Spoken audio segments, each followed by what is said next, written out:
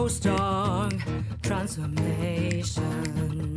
Postdoc Transformation. Postdoc Transformation.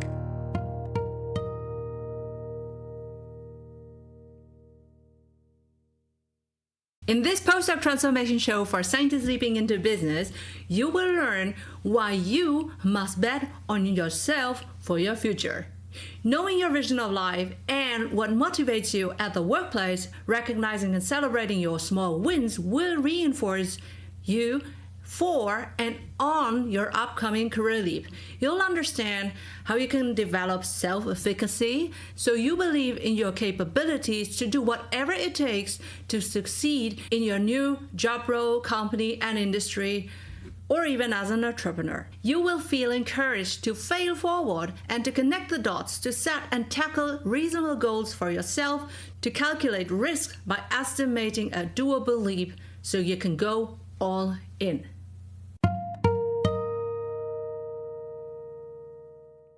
Invest in your postdoc transformation. Welcome to the seasonal show for scientists leaping into business.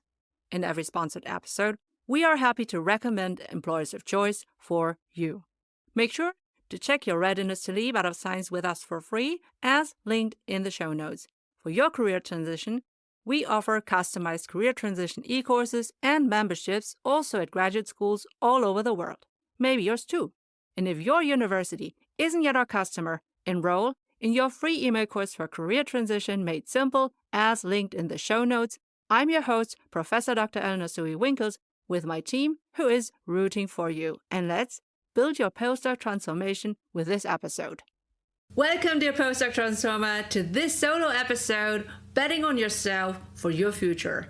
And I know that I am interrupting the beloved interview series with this spontaneous solo, but behind the scenes, the topic of today is really not so spontaneous, because actually I was discussing this with my students, the bachelor and master students of industrial and occupational psychology, a couple of days ago, and I thought this is really something that I want to share with you as well. Maybe I'm sentimental these days, but my oldest kid is actually finishing primary school, yay! And she's embarking on her journey in secondary school. And I wanted to create a legacy episode also for my children when they are ready to listen to my advice as they embark into their adult professional life. And my last very selfish reason really is that I wanted to celebrate also my 5,000 listenings. That is, you listened to this podcast, the Postdoc Transformation Show, 5,000 times. Maybe not you exactly, but at least you have listened to this one at least, and that really resonates a lot with me because I'm a techie at heart, and you as my customers are on my mind, so I try to deliver something that you want to listen to. I just want to share my gratitude with you that you do so. I'm also sharing my Podbean badge, recognizing my 5,000 listenings if you want. You can see that in the show notes. So now over to you. And that really is the perfect runway.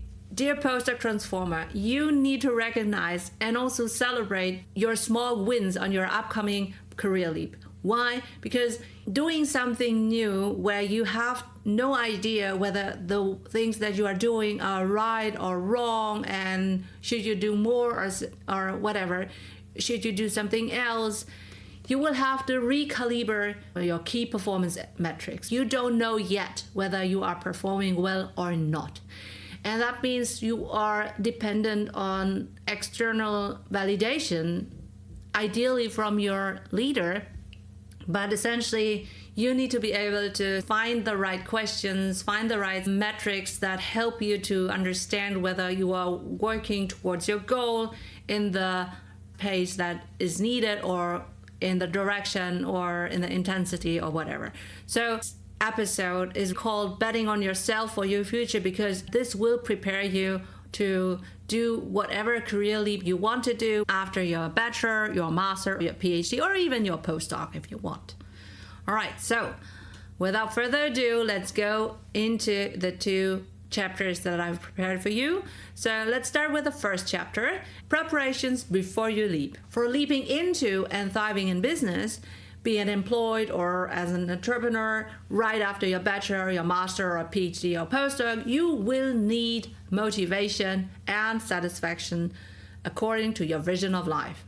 If you don't know what your vision of life is, please listen to our very first episode, How to Check Your Readiness to Leap Out of Science. And if you want to reflect on running your own company, listen to our episode 10, which is What Makes a Scientist a Good Entrepreneur, which is also linked in the show notes. Talking about motivation, the more attractive your career goal is, the more you are motivated and determined to succeed despite distracting temptations and or challenges that you will definitely encounter on your goal pursuit. This is really key.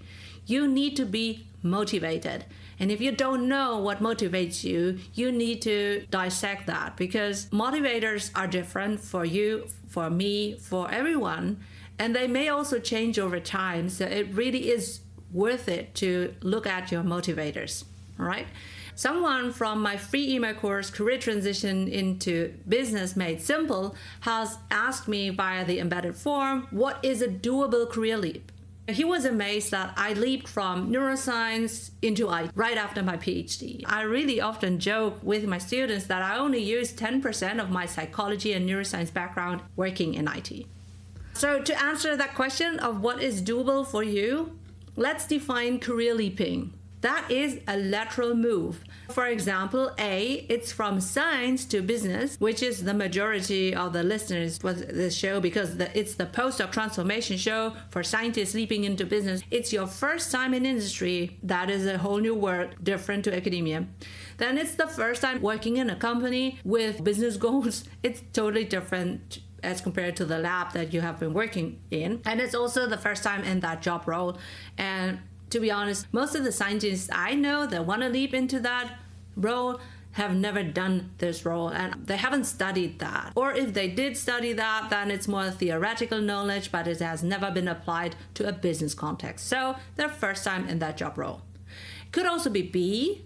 So from one industry to another, and that's probably my own students, the bachelor and the master students. So that's when you at least have work experience in a certain industry, and now you want to work in a similar role or a similar company, but they have industry experience. So they already know how it's like to be working in a 9-to-5, how it's like to live the adult life. And that certainly applies to my bachelor and master students.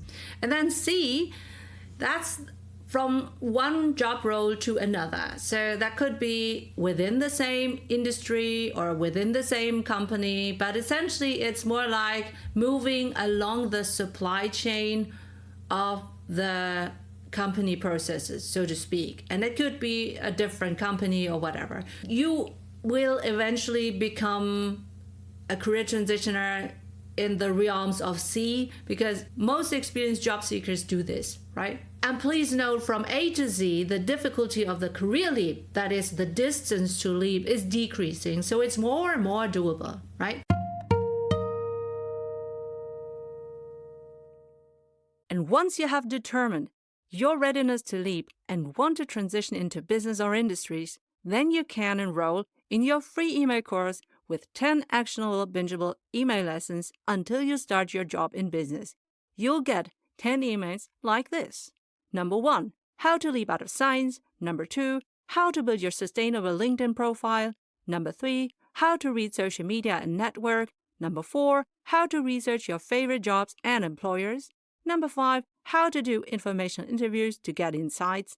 Number 6, how to create your customized applications with ChatGPT.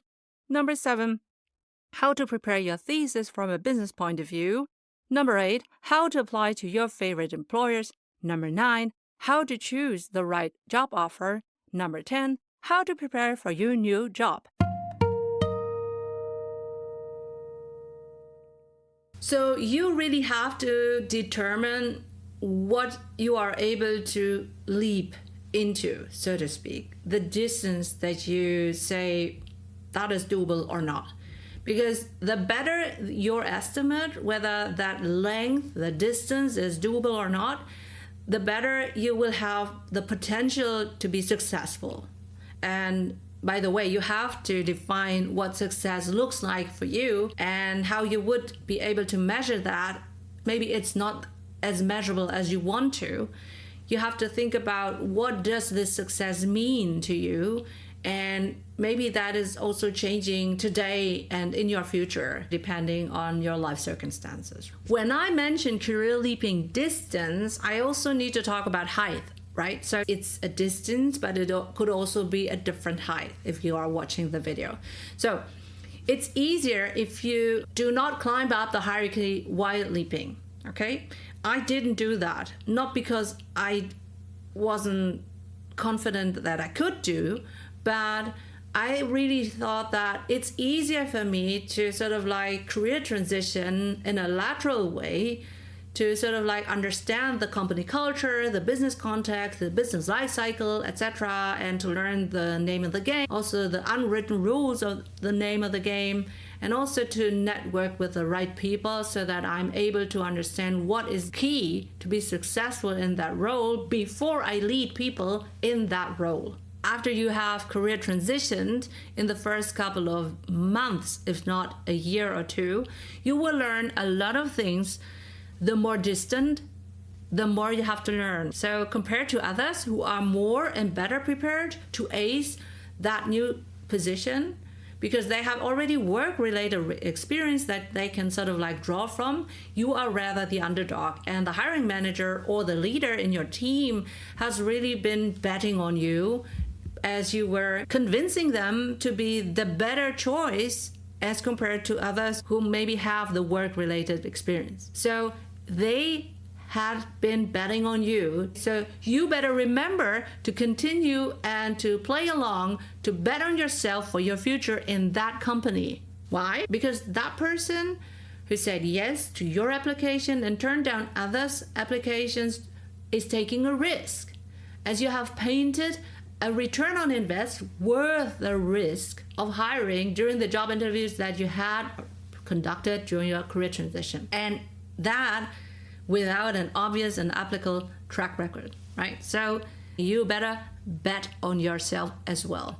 And that is why I titled this episode, Betting on Yourself for Your Future. So maybe you're now thinking, leaping into business, leaping into a new industry, into a new company, into a new job role, how can I prepare that? And how can I convince human resource representatives that I'm the better choice? Okay? You need to live and breathe self-efficacy. And this is finally the model that my students in real life are probably have been waiting for. So it's Self-Efficacy by Bandura. Bandura has 1977 and 89 thought about self-efficacy, that is the capacity to execute behaviors necessary to be successful. So apply to your career transition. You need to be successful in your new job role, your new company, and your industry. You can do every leap as long as you can imagine and believe that you can learn whatever it takes to succeed. All right? So let me repeat that.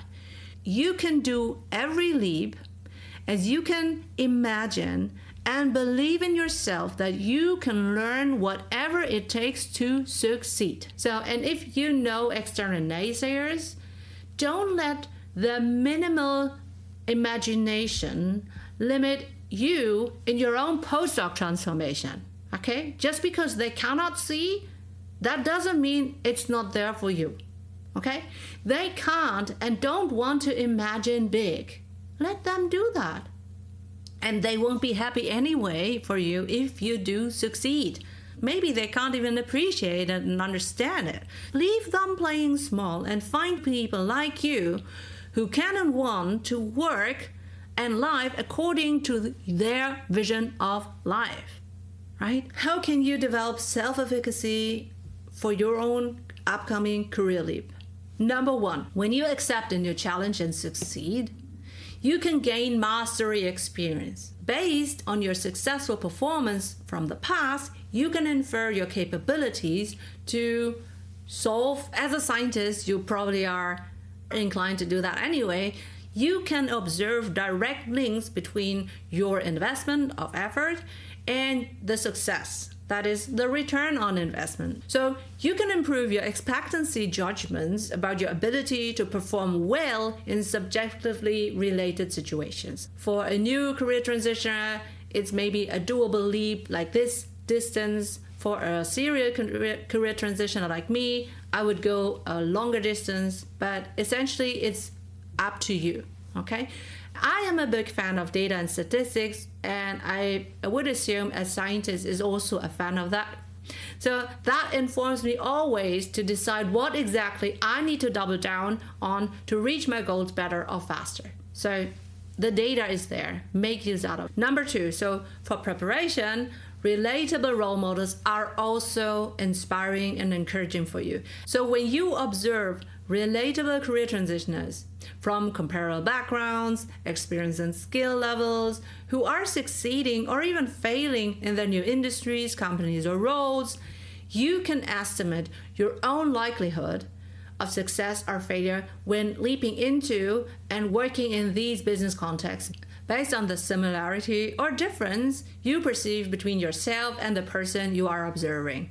Okay, and hopefully my students recognize that the more similar the role model, the better it is, the easier to transfer from them to you. So choose your role models carefully. And that is why I'm so proud that for this Postdoc Transformation show, the last couple of interviews were always done with so many inspiring women scientists from different research backgrounds from all over the world, successful in business or academia. And all my guests and I would be so happy if you could let us know whether there are stories that have inspired you or are inspiring you to leap, and let them know, connect with them, follow their footsteps, and that would really make my day, because I really do hope that by bringing you relatable role models, you can step up into your postdoc transformation more easily.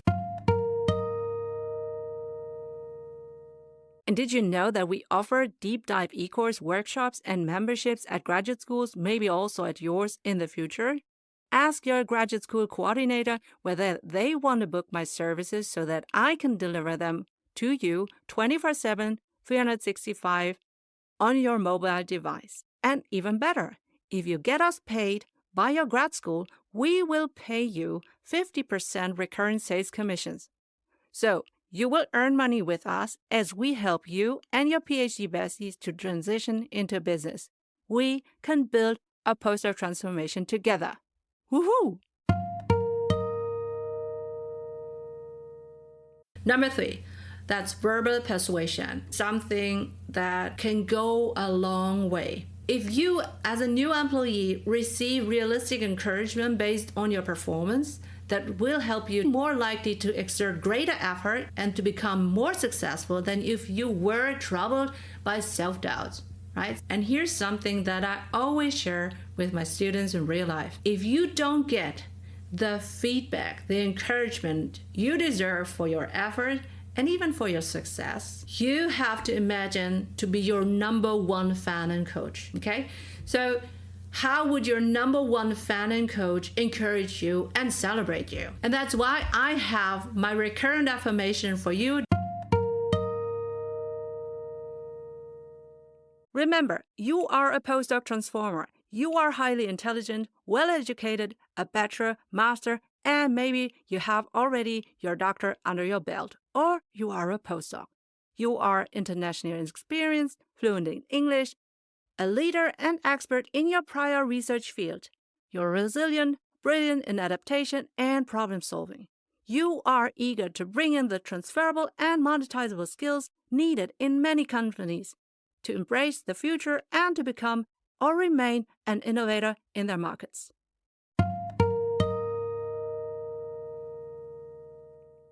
I hope that you enjoy listening to this affirmation, because it is really the affirmation that I had not when I was leaping into business, but I would have needed. Let's go to factor number 4, physiological and or emotional arousal. So that is your energy level in your body. When you feel good, when you're healthy, positively aroused, this will boost your self-efficacy and your efforts to get to your goal, right? And that's why you need to look and care for yourself as well. Those mental health and physical health are really your resources, and they can naturally deplete when they are needed and strained for a long time. So you regularly need to recharge your life batteries. And actually, in order to improve my own health, I'm contemplating about a regular walk and talk live session where I invite you, my dear postdoc transformers, to ask me all the career transition related questions while I am, and maybe you are also walking. So maybe let me know via the comments or in your stories or DM me whether that is something that my team and I should set up for the near future. But getting back to the meat of this episode, start betting on yourself for your future by improving your self-efficacy step by step. How can you do this? Well, number 1, leave your comfort zone for a defined side project, which improves your chances to leap into a new career and build and showcase new strengths while you are continuing on your academic degree. So that really means you should start preparing your leap while you are still studying, while you are still doing your PhD research, or even your postdoc project, right? That could be one of the side projects that you are doing anyway, but with the bonus that this side project, which is defined in time and space, that it will help you for your future, and not like all the other side projects that lead nowhere, essentially. You don't want to do this when you are already getting a paycheck for a performance that you don't feel capable of yet. This will also liberate you to test things out. And then you can celebrate the opportunities to engage in new meaningful pursuits, because it really is an extra thing. And B, to stress the word defined in side projects, you need to value your own time and protect your energy and boundaries.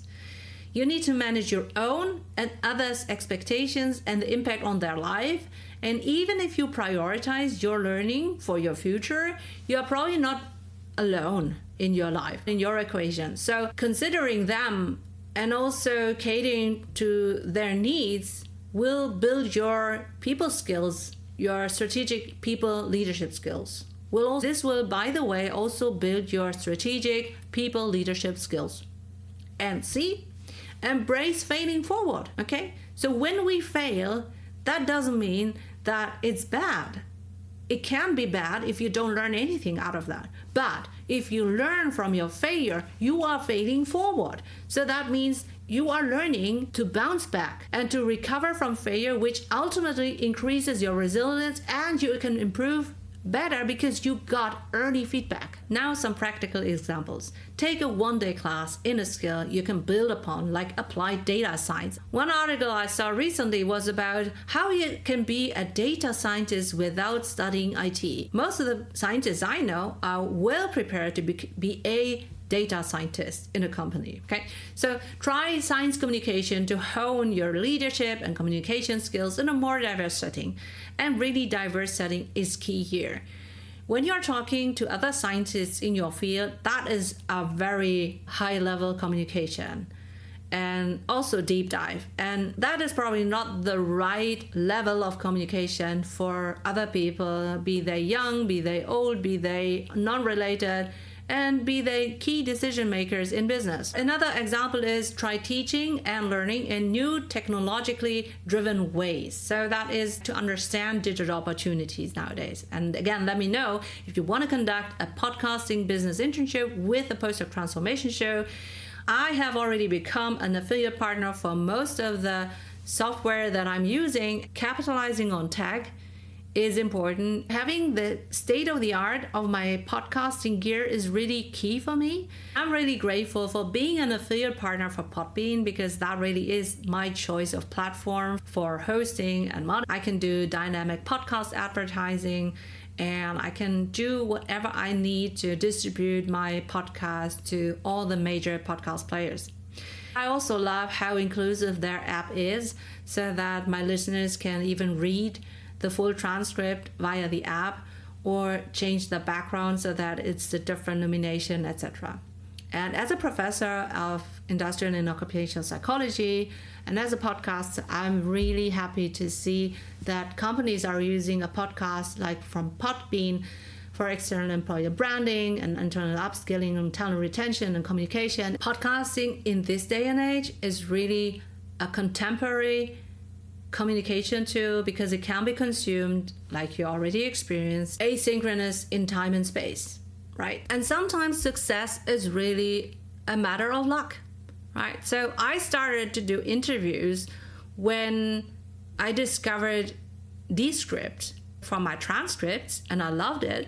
And then I realized that they have a remote podcasting software, Squadcast, and all of my interviews I have recorded in Squadcast, and then they had a nice integration. I was able to test that out for myself, and that I really do love it. So sometimes your success is also bound by luck or driven by luck, but it can only be capitalized when you see the opportunity in that.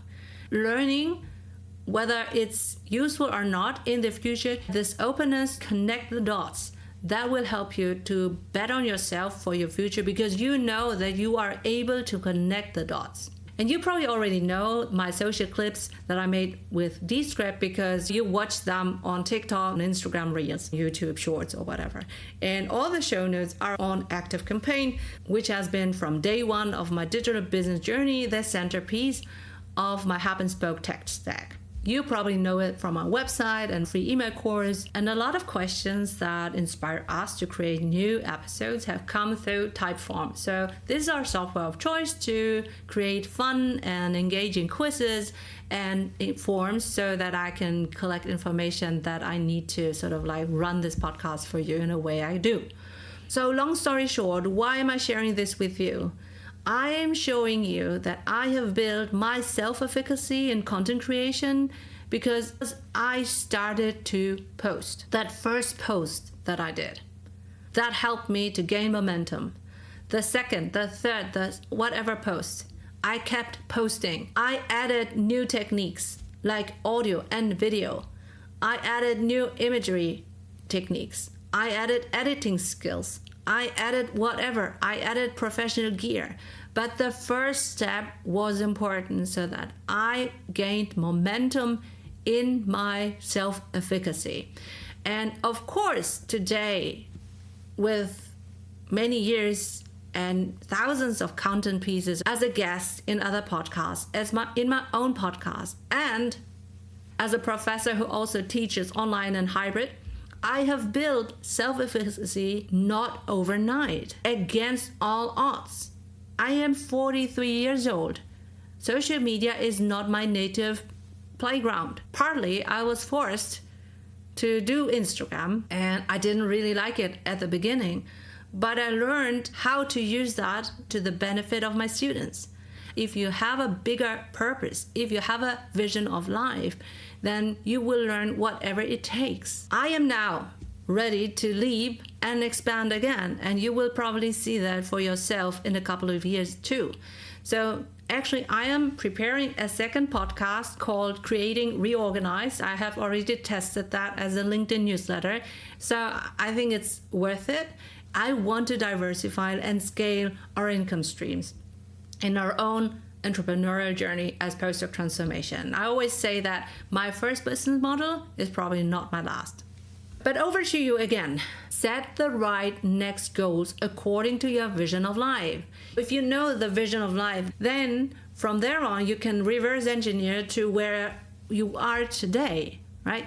So you can build and sustain self-efficacy by setting reasonable goals, tackle one at a time. You can take calculated risks by estimating a doable leap. You can manage uncertainty and ask for help as you need it. Okay, so that also helps you to look beyond short-term wins and losses, and that you build self-trust that you can achieve bigger delayed gratification, another model for my students, if you stay persistent and focused. And remember, again, success is never built overnight. When you look at my content creation process, that really is built on a lot of things, a lot of experiences. And now, it's time to thank Company ABC, who sponsors this episode of the Postdoc Transformation Show. I would now be reading the company's answers to one of 6 bold questions so that you can choose to apply. For example, number 1. Describe your most valuable experts versus leaders in your company. Have they typically earned a doctor title? Number 2. For which of your company roles or units do you encourage somebody with a doctor title to apply? Number 3. How would you describe your organizational culture in which your most valuable experts and leaders thrive in? To nominate an employer of choice so that we can ask our informative bold questions, let us know via the click on the link. If you are a company representative, like in recruiting and employer branding, and now you want your company to be highlighted as an employer of choice for our audience, you can become a sponsor of a dedicated Postdoc Transformation Show episode. Just click on the link in the show notes. And now, back to the Postdoc Transformation episode. So sort your priorities. Say yes to things that will help you achieve that. Say no to things that don't lead you anywhere or distract you.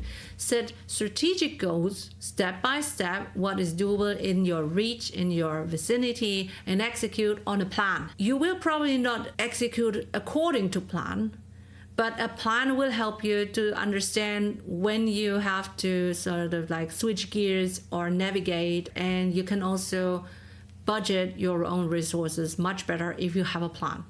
So that way you are more effective and also more efficient. And I bet that you don't have time to waste. Not with a PhD under your belt when you're starting with freshers from bachelor or master's levels. And personally, I'm building my own postdoc transformation family first. And the reason why I'm doing all this digital stuff is to be able to work and win time and to scale in a digital way, right? So I am a very strategic and focused person, and my main priority is to care for my kids. And I'm developing all my business arms around them as they are young and need me most. They won't need me in 10, 15 years anymore that much. And that will be the time where I will be probably reaping all the things that I have seeded now. That's okay. I'm building my postdoc transformation according to my vision of life. It's a marathon, not a short distance. So if you want to know a little bit more about goal setting, as a psychologist, I could share that. Let me know in the comments, in your stories, and tag me or DM me if you want a dedicated episode on goal setting for your career transition, because I really do think that it is another topic that I can easily pull from my lectures in real life. Now, you should also reframe obstacles as normal learning opportunities. Failure is normal. If you don't fail, you don't learn. Very easy. I always teach my kids that if everything goes easy peasy, you are not developing, you are stagnating. So in German, we can rearrange the letters Fehler, so F-E-H-L-E-R, to Helfer. Okay, so H-E-L-F-E-R. So every mistake helps you to learn. And here's something else that most of parents know, and kids as well: growing pains, right? So when you are developing, growing, it probably hurts you somewhere here or there. And you have to learn to adjust to a new leg length or a new hormonal household. You will face obstacles every time when you are moving beyond your comfort zone. Again, without failing, you're not learning. So you need to think about obstacles in a constructive way. They are your helpers, they are your friends. So if you are failing, it's not undermining your self-efficacy. Maybe you can transfer from your quantitative research experience and capitalize on your scientific, less emotional way of thinking. Okay, so that was always one of my strongest virtues. When I was talking to people in business, they were like, wow, how can you be so analytical? And I was like, that's because I'm a scientist. Think of testing your hypothesis and experimenting. What are the independent and dependent variables? And how can you control for other factors to get the desired results? What are possible obstacles that you have to troubleshoot and bootstrap on your goal pursuit? So let's apply that to your career transition. How can you use your qualitative interview skills to learn from relatable role models, right? there is an art of asking the right questions. If you like, you can learn from me how to conduct podcasting interviews with your role models, and we can create a win-win situation for you to expand your comfort zone, but also by delivering new insights for other postdoc transformers like you. In this way, you can learn and prepare for your career transition into the right direction, industry, company, or job role, before actually you take the magic leap. And this was the end of chapter 1, preparations before you leap. And now over to chapter 2, which is hit the ground running. And now welcome to chapter 2, which is hit the ground running. Woohoo! So now let's fast forward to your first day in your new job. The more transferable skills you can apply to your new role, the easier is your adjustment to the new task. Okay, so here's again something that should ring a bell for my own students in real life. The more realistic you can imagine your new job role, the better you can prepare and manage your own and others' expectations regarding your learning curve. Easy, actually. But how can you get a more realistic picture, right? That is actually the job of the recruiter. But if you don't ask the right questions, they will probably not let you know. So if you know what you need, this will allow you to perform and to behave in ways that will lead, hopefully, to positive results in your work context. I said deliberately, hopefully, because no one can control 100% for results, neither me nor you. There are always unexpected external factors that will hinder you to get the results you deserve based on but also despite your effort. You just have to roll with that. And what leaders and HR people ideally look at is your effort. You can control your own effort in terms of direction, intensity, and duration, and how you were able to stay focused against all odds. Hey postdoc transformer, are you curious to ask professors, principal investigators, visiting scientists, postdocs, PhD students, and candidates some in-depth life and career guiding questions? But it feels cringe, so you end up not asking? Buy our postdoc transformation card game to have more fun and valuable insights in your journal club, lab, and mentoring meetings, lab rotations, during conferences, panels, and breaks at the Mensa.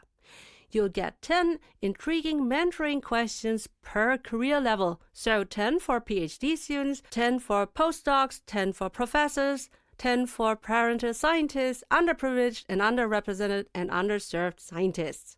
Check them out with our discount coupon on the Postdoc Transformation shop, linked on PostdocTransformation.com.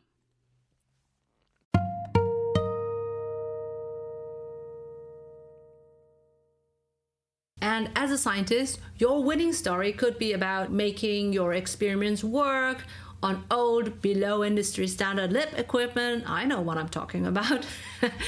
Or you are asking the right questions to the right people at the right time, at the right place, to inform key decisions in the future. And by the way, in the future of work, many job roles and business models are yet unknown, and industry standards change quickly. So when you are ready to learn what's new without being burdened by the past but now irrelevant industry knowledge, and reliably show up and work, you can even stand out. Why? Because employees' work attitude, or rather the lack of it, is a real problem for employers today.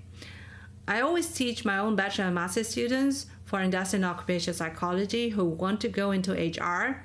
HR hires for the right personality because that is a stable feature of the employee. Skills can be trained and ignored as needed to achieve the company goals. So, hire for the personality and train for skills. Your effortful behavior is a transferable skill to all industries, all companies, and all roles. And if you're now thinking, which business roles require research and teaching skills, you can find 2 inspiring Postdoc Transformation Show episodes 18 and 19 as linked in the show notes. Talking about the work attitude, your willingness to make the effort, analyze and solve problems, make an important sustainable difference for others is more important than the result itself.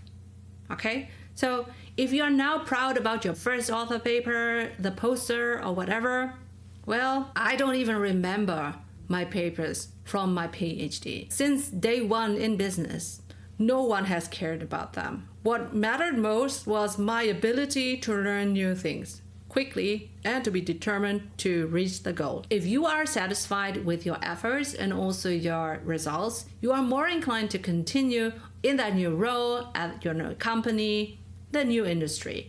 And that really is important, right? So you will want to stay in that role for at least 2 or 3 years to master your new work experience, to gain the feeling of self-efficacy. These 2 or 3 years will help you to understand the business life cycle and to build the know, like, and trust factor you will need to get promoted up the career ladder in your work context. Don't forget to recognize and celebrate your small wins along the journey, because remember, every new success is a building block in your postdoc transformation and for your own self-efficacy in that new field of choice. And just in case you have leaped into chapter 2 without listening to chapter 1, I reiterate the following point. You need to hit the ground running, and that's why it's easier to learn the company culture, build relationships with the key people, understand the name of the game, and also basically everything that is between the lines of the job description without having to lead people who are more experienced in that context than you, and without having a lot of overburdening financial responsibilities. Apart from that, talking about leadership, leading early career scientists and students who are fairly homogeneous and a relatively slow-paced context is also leadership.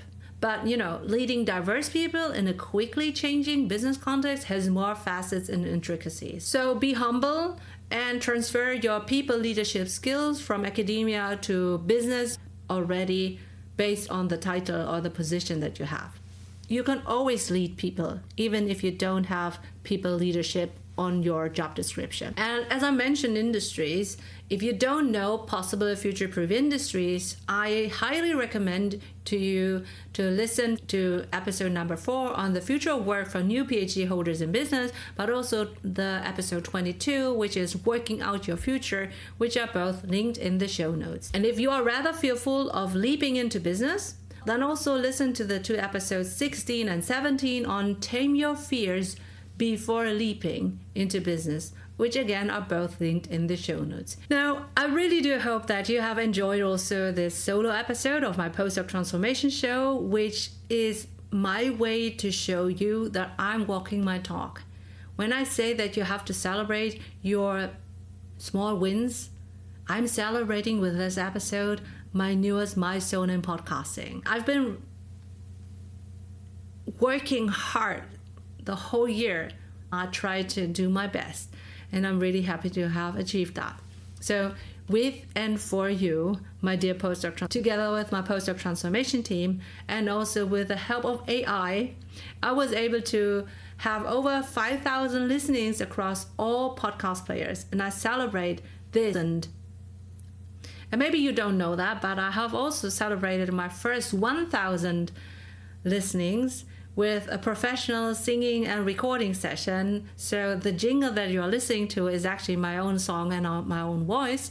Now, to celebrate 5,000 and to encourage me to go further, I have invested into a professional podcasting microphone, which is the Focusrite Vocaster One Studio, to deliver the best professional quality from my home studio. If you are a content creator, you can benefit from my IT strategy experience. You can use all my affiliate links as shared in the show notes. I can also consult you on the tech and also on your business strategies. It goes without saying, as a former IT strategist, I really had a lot of fun to integrate all my tech behind the curtain. One of my strongest virtues that I'm still drawing on today is, as an IT analyst, I was the one to train others to use the software of the day.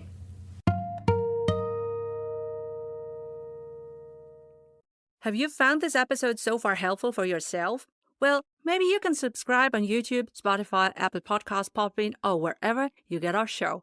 And also share this episode with your PhD bestie, because that would encourage us to help the underprivileged, underrepresented, and underserved early career scientists leaping into business.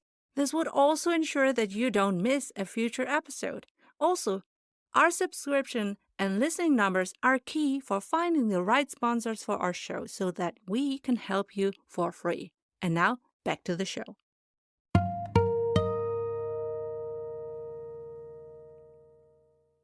So now I am spiraling back by planning a second podcast called Creating Reorganized, sharing a lot of tricks and habits that I have established for myself in my podcasting journey. I'm really excited to again expand from my own comfort zone, finding new clients in the content creation scene, and I cannot wait to embrace failure as my friend to improve.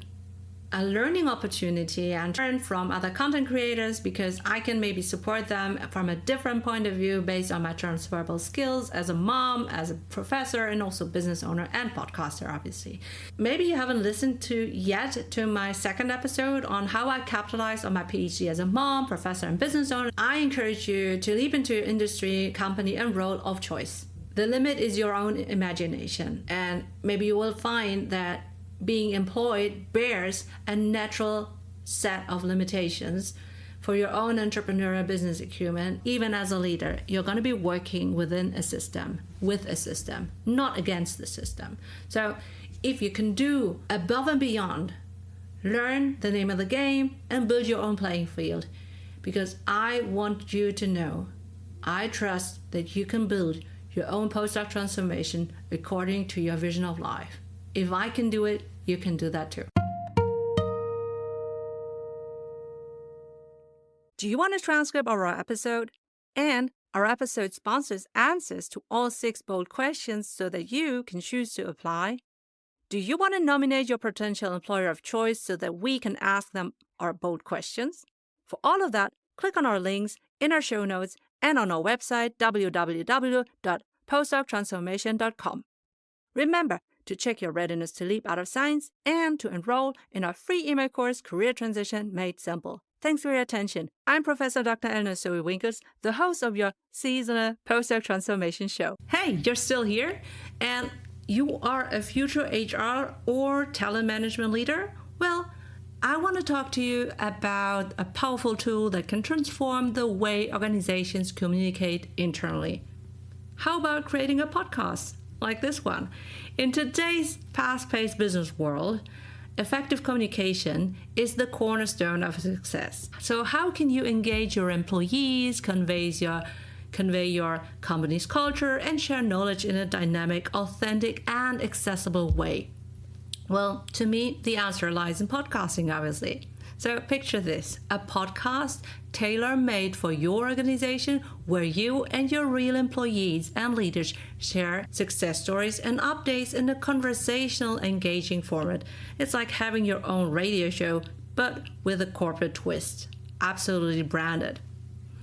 Now, why should you consider this as a future HR and talent management professional? Well, podcasts are accessible. So your employees can tune in during their daily commute, while multitasking, off-screen, or walking, and it's flexible and it can be easily repurposed in different formats and languages. You know what I'm talking about, right? So it actually humanizes your organization, and podcasts allow you to bring the company's culture to life. You can interview leaders, team members, and highlight what makes your workplace unique and connect with those team members who are far away or on parental leave when they are most receptive for your internal communication. And in the era of AI-generated communications, a podcast with your business leaders in real life is a real human way to reach your employees. You can inform your people every day, everywhere, on demand, and not just during the typical onboarding and promotion seasons. Lastly, it's a platform for continuous learning. Whether it's training materials, leadership insights, or industry trends, podcasts keep your team informed and inspired. So, as you prepare to step into the world of HR, talent management, and leadership, consider the impact you can make by introducing a corporate podcast. It's a game changer for internal communications and aligns perfectly with a modern work environment. So, are you ready to inform with a human touch? Create a podcast with me. I'm Eleonore Soei-Winkels, the host of the Postdoc Transformation show. Do you need inspiration? Well, you can get a list of free 30 sample episode titles to be customized for your company. Just enter your email address on our company podcast form on PostdocTransformation.com. Postdoc Transformation.